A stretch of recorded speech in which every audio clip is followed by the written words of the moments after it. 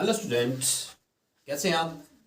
Hope है आप enjoy कर रहे होंगे। आपके एग्ज़ाम भी ओवर हो रहे हैं तो छुट्टियों में जो आपके अब छुट्टियां हो रही हैं तो इसमें आप ज़्यादा नहीं करेंगे, कुछ नहीं, सिर्फ बेसिक जो है वो साइंस के ज़रूर पढ़ते रहें, ये वीडियो ज़रूर देखते रहें।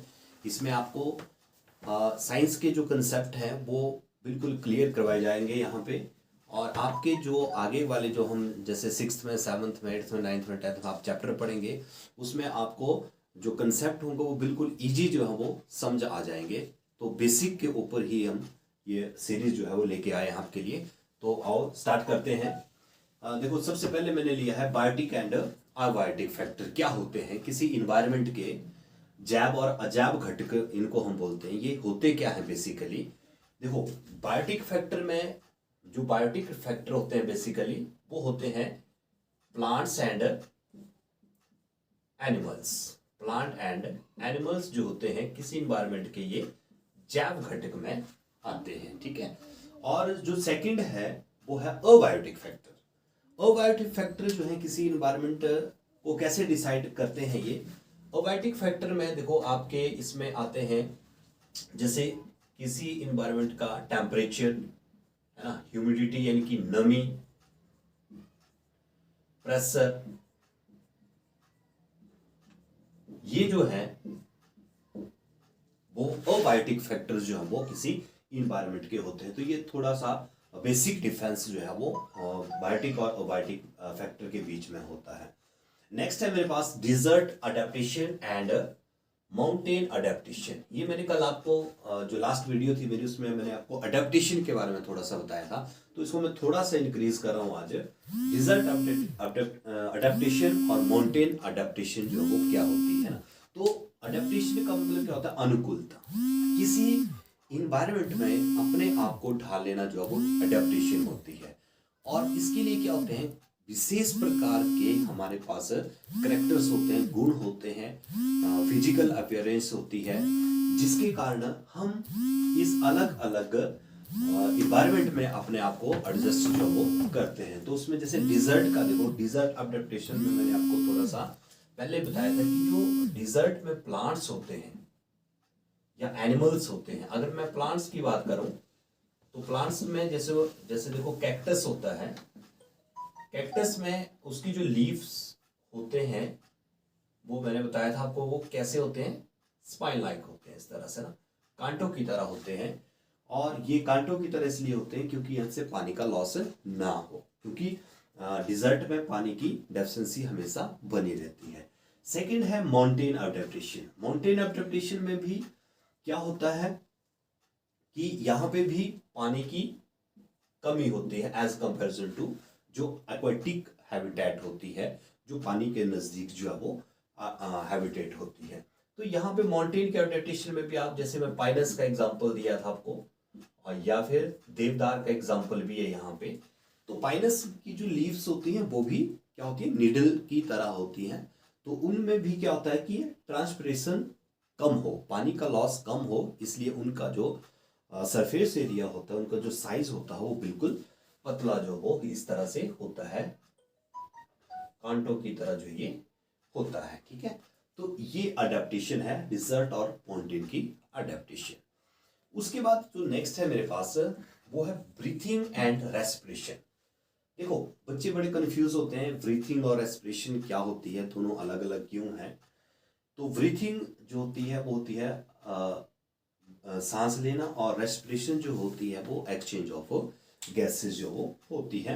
लेकिन रेस्पिरेशन में देखो थोड़ा सा अलग होता है कंसेप्ट। देखो, ब्रीथिंग तो सिंपली क्या है? इनटेक एंड आउटलेट, ठीक है। इनटेक और आउटलेट किसका? गैसेस का। जैसे हम बोलते हैं कि हम ऑक्सीजन अंदर ले जाते हैं और कार्बन डाइऑक्साइड बाहर छोड़ जाते हैं ना, तो ऐसा तो बेसिकली होता नहीं, क्योंकि हम नाइट्रोजन भी ले जाते हैं, ऑक्सीजन भी अंदर ले जाते हैं और कार्बन डाइऑक्साइड भी अंदर ले जाते हैं ना। ये हम बाद में उस कंसेप्ट को लेंगे। पर ब्रीथिंग का मतलब है कि गैसेस का अंदर और बाहर जाना, आना जाना, ठीक है, उसको हम ब्रीथिंग बोलते हैं। रेस्पिरेशन या सेलुलर रेस्पिरेशन जो होती है ना, ये बिल्कुल थोड़ा सा अलग कंसेप्ट है।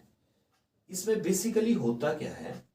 इसमें ब्रेक डाउन होता है फूड का। रेस्पिरेशन जो है ना, रेस्पिरेशन की डेफिनेशन आप ऐसे बोल सकते हैं it is the break down of food by the use of oxygen. ठीक है, ऑक्सीजन हम अंदर इसलिए ले जाते हैं ताकि वो अंदर ग्लूकोज को क्या करे, ब्रेक डाउन करे। ठीक है, तो जैसे रेस्पिरेशन क्या है बेसिकली C6H12O6, और ये in the presence of oxygen में ये ब्रेक डाउन होता है, ग्लूकोज जो है वो ब्रेक डाउन होता है। ठीक है, और क्या बनाता है वो CO2 plus H2O plus energy जो वो बनाता है। तो ये बेसिकली डिफरेंस है दोनों के बीच में, ब्रीथिंग और रेस्पिरेशन। ब्रीथिंग सांस लेना, अंदर बाहर गैसेस का आना जाना, लेकिन रेस्पिरेशन जो है that is the break down of glucose into carbon dioxide, water and form energy. तो ये बेसिक सा डिफरेंस है इन दोनों के बीच में। नेक्स्ट है मेरे पास ये एक प्लांट होता है touch me not. Touch me not बोलते हैं इसको, छुई मुई हम जिसको हम बोलते हैं। तो इसका जो साइंटिफिक नेम है that is mimosa pudica. Touch me not का छुई मुई जो होती है ना, उसका नेम आपने याद रखना, मिमोसा पुडिका जो है वो उसका साइंटिफिक नेम होता है। नेक्स्ट है एक्सक्रीशन एंड रिप्रोडक्शन। ये प्रोसेसेस जो होती हैं, इसको मैं सिर्फ 6th लेवल पे आपको बता रहा हूँ। 6th क्लास तक आपको कितना पता होना चाहिए, इसको थोड़ा सा इलेबोरेट हम जब हायर क्लासेस में जाएंगे 7th 8th में, तो उसमें थोड़ा सा मैं इसको और इलेबोरेट करूँगा। तो एक्सक्रीशन बेसिकली, जब भी एक्सक्रीशन वर्ड आए, उत्सर्जन वर्ड आए, तो आपके दिमाग में एकदम से कंसेप्ट जो है वो ये आ जाना चाहिए कि एक्सक्रीशन मीन्स हम बॉडी से वेस्ट मटेरियल को रिमूव करेंगे। वेस्ट मटेरियल जो हमारी बॉडी के अंदर वेस्ट मटेरियल बनता है, उसको हमने बॉडी से बाहर निकालना है। तो removal of waste material from the body is called excretion. That may be urea, that may be ammonia. ठीक है, वो मटेरियल जो है वो क्या हो सकता है, लेकिन एक्सक्रीशन क्या है, that is the removal of waste material from body. ठीक है, ये एकदम से आपके दिमाग में आ जाना चाहिए। और सेकेंड है इसमें रिप्रोडक्शन। रिप्रोडक्शन क्या होती है, रिप्रोडक्शन को हम बोल सकते हैं that is the production of new individual. ठीक है, production of new individual from parents. ठीक है, यानी कि नई संतान, नई संतति का जन्म होना कहाँ से, फ्रॉम पेरेंट्स से। ठीक है, माता और पिता से जो है वो नई संतति जो पैदा हो जाती है, जिससे स्पीसीज जो होती हैं, जातियां जो होती हैं, उनकी एग्जिस्टेंस बनी रहती है, उनका अस्तित्व जो है वो बना रहता है। तो that process is called reproduction. इसको हम थोड़ा सा इलेबोरेट में करूंगा नेक्स्ट वीडियो में कि असेक्सुअल रिप्रोडक्शन क्या है, सेक्सुअल रिप्रोडक्शन क्या है, जाइगोट क्या है, गैमेट क्या होते हैं, इसको नेक्स्ट वीडियो में मैं आपको इलेबोरेट करूंगा। उसके बाद है units of length and weight. ये 6th क्लास में आपको पता होना चाहिए कि लेंथ जो होती है, लंबाई होती है, उसको हम किस में मापते हैं। तो इसको पता है आपको, हम इसको सेंटीमीटर में भी मापते हैं, मीटर में भी मापते हैं, मिलीमीटर में भी मापते हैं, और किलोमीटर में भी मापते हैं। ठीक है, लेकिन इसका जो स्टैंडर्ड यूनिट हम लेते हैं, ऐसा यूनिट लेते हैं, वो आपको पता है मीटर होता है। ठीक है, तो यूनिट का जो कंसेप्ट है ना, उसको भी हम 8th या 9th क्लास में लेंगे। ठीक है, किस तरह से यूनिट बनते हैं और कौन से यूनिट जो है वो स्टैंडर्ड हम मान के चलते हैं। और नेक्स्ट है मेरे पास वेट। वेट का आपको पता है, इसको हम ग्राम में भी मापते हैं और किलोग्राम में भी मापते हैं। ठीक है, तो इसके बारे में भी हम डिटेल में स्टडी करेंगे, लेकिन फिलहाल आपको इतना सा पता होना चाहिए कि लेंथ और वेट का जनरल जो हम यूनिट जो लेते हैं, किस में मापते हैं इसको, तो वो आपका जैसे इसका वेट का है ग्राम या किलोग्राम में। ठीक है, उसके बाद है light travel in a straight line. ये देखो बड़ा बेसिक सा कंसेप्ट है ये, कि लाइट जो होती है, लाइट की जो वेव्स होती हैं, वो एक स्ट्रेट लाइन में जो है वो चलती हैं। ये जब मैं इसका टॉपिक आएगा तो इसमें हम थ्रू एक्टिविटी जो है वो हम करेंगे कि light travel in straight line एक सिंपल सी एक्टिविटी है कि आप जो सोर्स है लाइट का, कोई भी जैसे बल्ब है या सन है, उसको जब आप एक सीधी पाइप से देखते हैं, बिल्कुल पाइप से अगर उसको सीधी से देखते हैं आप, तो आपको वो लाइट दिख जाती है। लेकिन जब उसको आप बेंड कर देते हैं पाइप को हल्का सा, तो फिर आपको लाइट जो वो नहीं दिखती है। दैट मीन्स कि light travel in straight line, एक सीधी रेखा में वो चलती है। ठीक, तो ये भी बड़ा बेसिक सा एक कंसेप्ट है।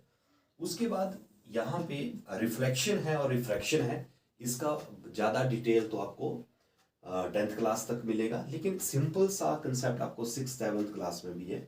रिफ्लेक्शन क्या है, परावर्तन, और रिफ्लेक्शन क्या है, अपवर्तन, है ना। तो कैसे आप समझेंगे इसको, रिफ्लेक्शन को?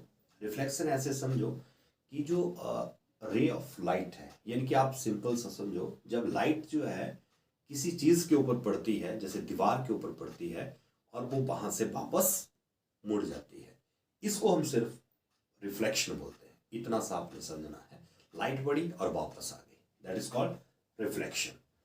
और रिफ्रैक्शन में क्या होता है, रिफ्रैक्शन जैसे मानो कि विंडो है एक, उस पर ग्लास लगा हुआ है, खिड़की पे ग्लास लगा हुआ है, शीशा लगा हुआ है, तो लाइट जो है वो जैसे यहाँ से अंदर से बाहर जा रही है वो लाइट, ठीक है। तो उस मीडियम को, उस ग्लास को वो क्या कर रही है, पार कर रही है, आगे को चली जा रही है, यहाँ वो मुड़ेगी नहीं, आगे को चली जाएगी, तो उसको बोलते हैं रिफ्रैक्शन, अपवर्तन, ठीक है। ये बेसिक सा कंसेप्ट है।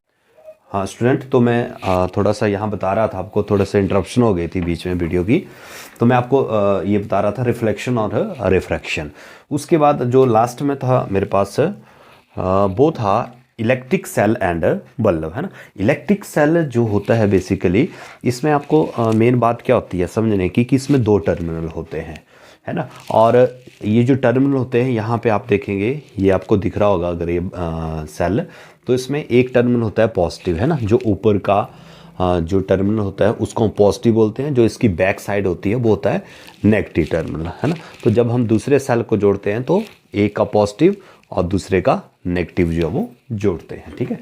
उसी तरह से बल्ब में भी क्या होते हैं, 2 टर्मिनल होते हैं, बल्ब में भी 2 टर्मिनल होते हैं। ये बड़ा कन्फ्यूजन रहता है कि बल्ब में सिर्फ एक ही टर्मिनल होता है, लेकिन ऐसा नहीं होता है, बल्ब में भी 2 टर्मिनल होते हैं और सेल के अंदर भी 2 टर्मिनल जो वो होते हैं, ठीक है। तो होप है कि आपको ये बेसिक जो हैं वो थोड़े से समझ आए होंगे। आपने ज़रूर इनके ऊपर दोबारा से इसको देखना है, इसको स्टडी करना है, और अगर आपको कोई डाउट लगे तो आप कमेंट में जाकर ज़रूर लिखें, और वीडियो को ज़रूर लाइक करें इसको, और चैनल को ज़रूर सब्सक्राइब करें, या औरों से भी आप सब्सक्राइब करवाएं। Thank you.